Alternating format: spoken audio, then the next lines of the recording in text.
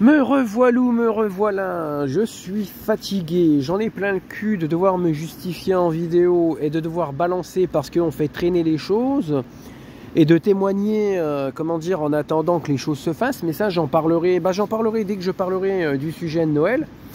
Et puis il y a un truc aussi que j'ai oublié d'énumérer, ouais, comme je disais, aussi par contre la troisième vidéo je la ferai sur un autre jour, mais ça on s'en bat les couilles parce que les vidéos voilà elles sont pas mises, mais vous me gavez tous là, voilà, vous sortez tous par les trous du cul. Bah tiens, il n'y a pas que le... hein, il n'y a pas que la diarrhée qui me sort par le trou du cul, même vous tous là, vous me sortez tous par le trou du cul. Et donc, ouais, je voulais aussi, pareil aussi, les personnes qui me dénigrent, les associations de soutien qui me dénigrent, et puis, comment dire, et tout ce qui devrait me soutenir, pour vous dire, l'hypocrisie, la malveillance, la sélection, le favoritisme. Il y a aussi des associations que j'avais essayé parce que je suis aussi victime d'insultes et de propos homophobes avec les menaces de mort que m'a proféré une certaine personne. Là, je n'énumérerai pas le nom, mais elle se reconnaîtra, cette jeune femme, tu vois. Donc, j'ai été victime de propos homophobes, insultes homophobes, et dans les menaces de mort, il y a eu des propos homophobes. Et puis, bien sûr, il y a eu des images comme ça. Bah moi ce que j'avais fait, j'avais appelé un collectif contre l'homophobie. Donc des collectifs comme ça, en plus de ça, sans critiquer, ça se voyait que comment c'était une personne, comment dire, très efféminée, un homme très efféminé qui me parlait au téléphone.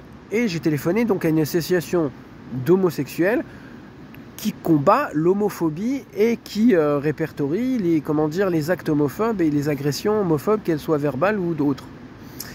Et pour vous dire la sélection, l'hypocrisie, tout ça, parce que ce que j'aime bien, tout ce qui est... Alors, je ne connais pas l'orthographe, mais LGBT, ABCD, EF, GH, LGBT, XYZ, 2A+, tiré du 6, tiré du 5, tiré du 7, 8, 9, tout ce public-là que vous prétendez être solidaire, avoir besoin de respect, et puis que vous, comment dire, et vous cherchez solidarité.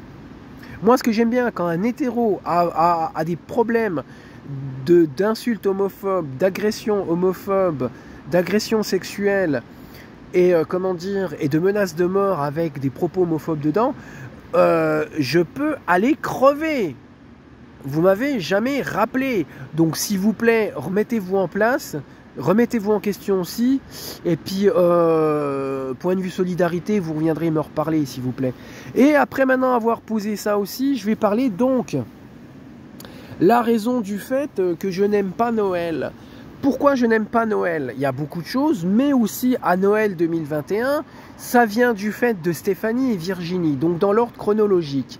On va en revenir, j'en avais parlé dans d'autres vidéos, mais là on va essayer de faire ça de manière synthétique et plus sur l'aspect de Noël.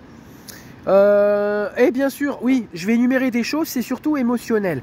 Mais si, malheureusement, dans mes propos, ça touche un peu ma stratégie pénale, messieurs, dames, les avocats qui me défendaient, veuillez m'excuser, mais j'en ai marre que ça traîne. Certes, je sais que une des raisons pour laquelle ça a retardé les confrontations, les enquêtes, les compromis, les rencontres et tout, les procédures, je suis d'accord. Il y a eu le fait que, comment dire, j'étais à essayer 3 ou 4 tentatives de comment dire, de conciliation administrative avec Stéphanie. Ça, je le reconnais, je suis d'accord avec vous. J'ai retardé la chose parce que j'ai été trop indulgent avec la Stéphanie avant de lui foutre mon coup de pied pénal au cul. Je suis d'accord. Mais, et bien sûr, je reconnais que dans le planning et les responsabilités d'un avocat, il y a beaucoup de contraintes, il y a beaucoup d'obligations, il y a beaucoup d'imprévus. C'est pas ça que je parle. C'est pas de ces deux faits-là qui sont, comment dire, qui ne sont pas de votre faute et une étourderie de ma part à avoir voulu ces conciliations. Je ne parle pas de ces deux choses-là qui, voilà. C'est normal, un avocat, ça a ses imprévus, ses inconvénients, ses impératifs, ça a sa rigueur à tenir, ça a des dates à tenir, ça c'est pas ça que je parle moi, je suis d'accord avec vous. Mais déjà sans parler de ça, de toujours, et là je parle en général dans la vie, et ce qui m'arrive là dans certaines inconsciences, je suis toujours traité en dernier, je passe toujours le dernier, personne ne m'a jamais mis de l'importance, voilà. pour reprendre une expression, je suis juste bon à balayer un hangar et fermer ma gueule. Et passer en dernier, si on m'oublie pas, bien sûr. Et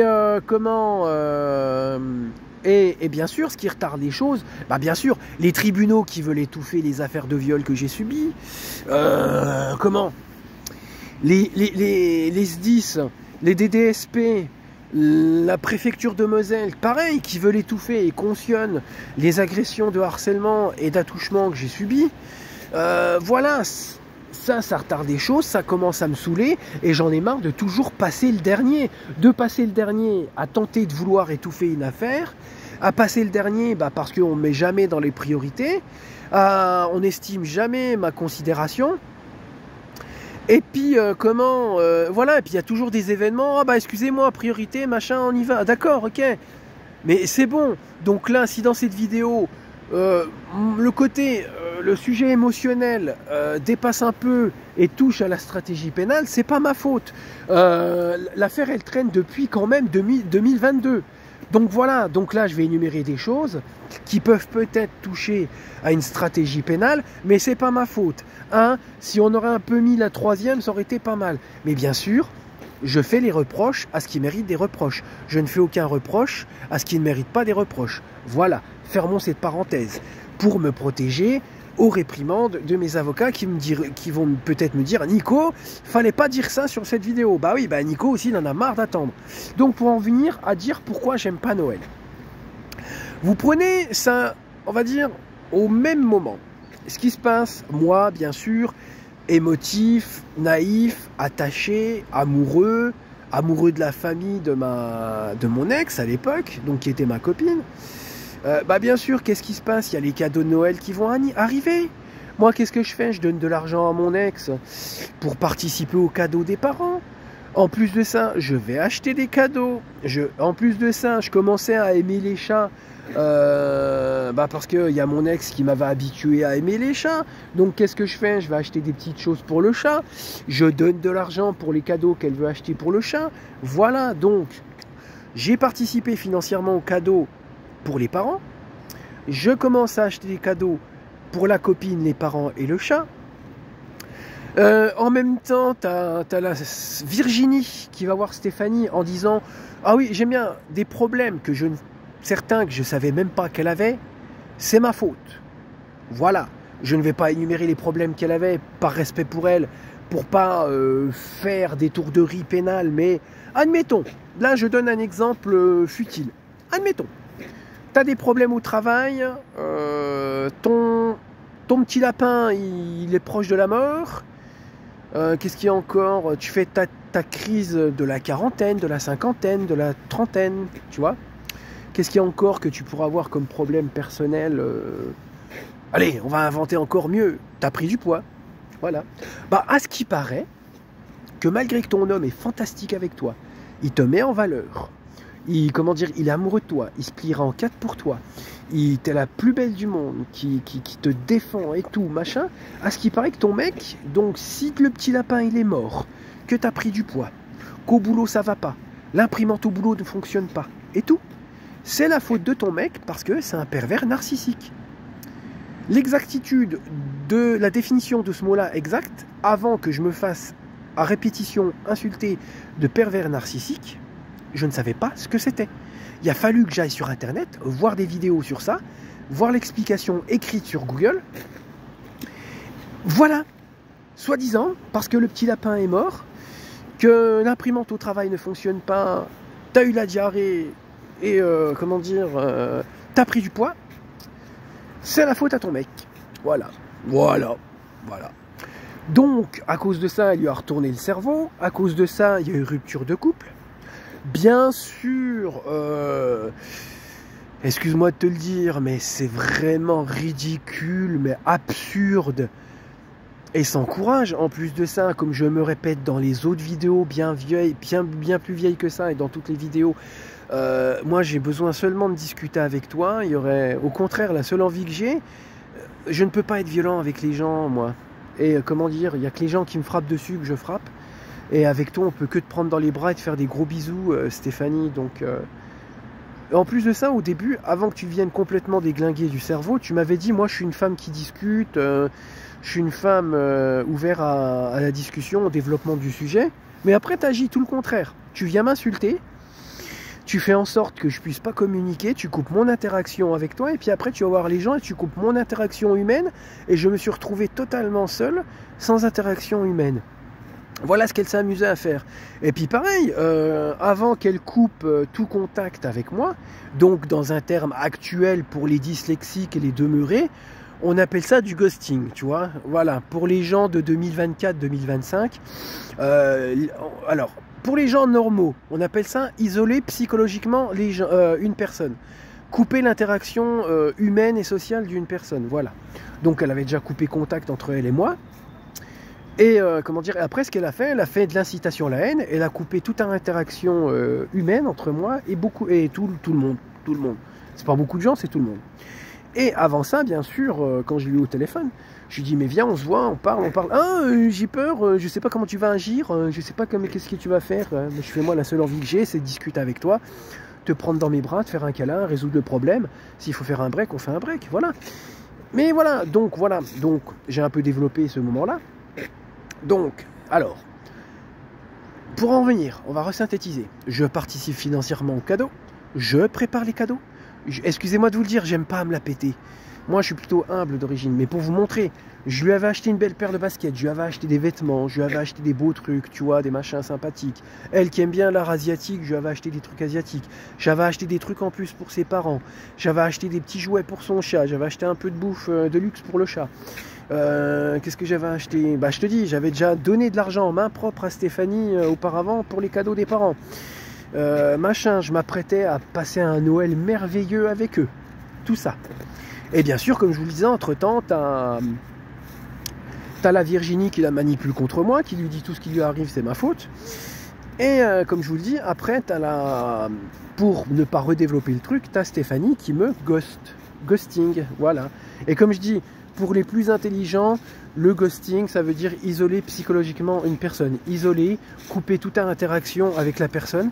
Et ce qu'elle a fait en plus de me ghoster, c'est d'aller voir plein de monde, tout le monde, en disant Nico, c'est qu'un connard, il faut plus lui parler.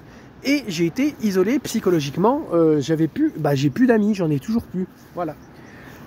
Et ce qu'elle a fait après, donc arrive Noël, dépression totale. J'ai passé un Noël plus que pourri. C'est en sortant du moins en quittant le boulot pour les vacances de Noël, j'ai fait une tentative de suicide. Mais ma mère, ma mère elle me dit tu viens. Et tu vois, ma mère elle dit tu t'habilles en rose, je m'habille en rose. Hein, tu vois, c'est ma mère, faut l'écouter. Donc je me suis fait engueuler par ma mère. Après, donc, je suis allé chez mes parents passer Noël, c'était exécrable. J'ai été pendant 2 semaines allongé dans le lit, une vraie merde. C'était la dépression totale. Et puis, arrivé en janvier, ce que j'ai fait, comme j'ai vu que, bien sûr, comme je l'explique dans d'autres vidéos, les faux amis que j'avais, je pense à un certain W, et puis à une certaine N, la lettre N, voilà. Soi-disant, oui, je suis ton ami, je vais t'aider, mais j'ai eu du soutien de personne parce que t'en as une.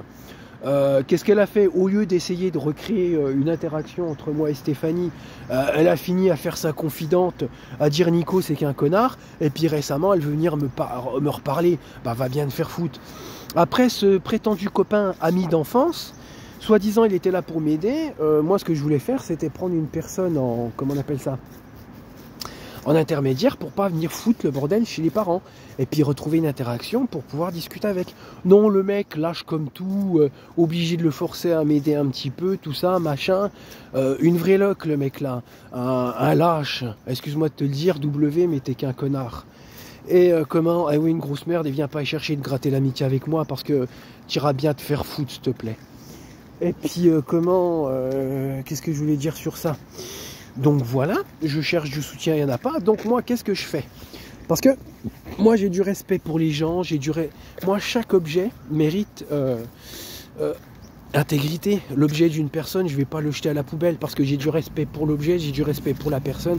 La personne aimerait bien peut-être récupérer son objet et un objet a une valeur, que ça soit sentimentale ou financière. Donc moi, ce que j'ai fait, j'ai regroupé tout, ce qui appartenait à mon ex. J'ai tout mis en carton et sachet. Ah, j'avais fait une première étape. J'avais mis dans un carton et un sac du Aldi. J'avais mis des objets un peu insolites, tels que du liquide vaisselle ou quoi ou autre qu'on avait acheté ensemble, et je l'avais ramené au commissariat d'Agondange. Le seul, alors c'est la première main courante qu'elle avait fait. Elle avait essayé de mentir dessus. J'ai parlé avec la flic, et la flic, c'est une des 3 flics uniques que j'ai eues, qui ont bien fait leur travail, qui ont été sincères et touchants avec moi, et qui, voilà, j'en reparlerai dans la 3e vidéo, ça. Je vais voir la flic, et je lui dis, non, mais Stéphanie, elle dit n'importe quoi, dites-lui qu'elle se calme un peu sur ses propos, et puis qu'elle arrête de faire la con, et qu'elle se remette en question, et qu'elle vienne me parler. Bah, la policière, elle m'a dit, oui, vous inquiétez pas, je vais aller voir. Après, est-ce qu'elle l'a fait, la policière? Ça, je ne sais pas. Je vais aller la voir, je vais lui donner ses effets personnels et je lui dirai qu'elle se remette en question, qu'elle arrête de dire des bêtises et puis qu'elle vienne parler avec vous. Ok. Et comme je vous dis, première tentative d'interaction par intermédiaire, c'était par une policière qui, est-ce qu'elle l'a fait ou pas, qui a été super avec moi, elle irréprochable.